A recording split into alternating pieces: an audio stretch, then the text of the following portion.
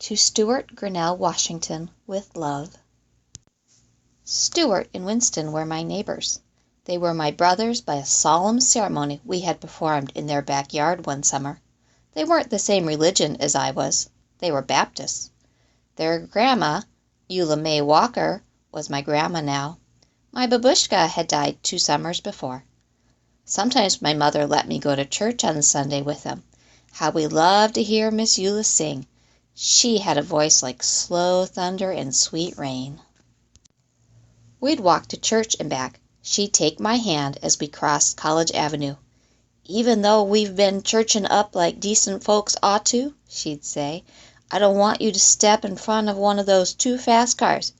You'll be as flat as a hen's tongue." She squeezed my hand.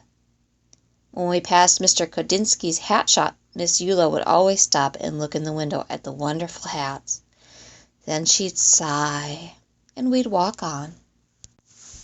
We called those Sundays Chicken Sundays, because Miss Eula almost always fried chicken for dinner.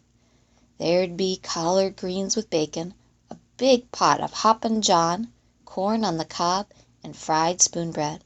One Sunday at the table we watched her paper fan flutter back and forth, pulling moist chicken-fried air along with it. She took a deep breath. Her skin glowed as she smiled. Then she told us something we already knew. "That Easter bonnet in Mr. Kodinsky's window is the most beautiful I ever did see," she said thoughtfully. The 3 of us exchanged looks. We wanted to get her that hat more than anything in the world. Stuart reached into the hole in the trunk of our wish tree in the backyard. He pulled out a rusty Band-Aid tin. The 3 of us held our breath as we counted the money inside that we had been saving for weeks.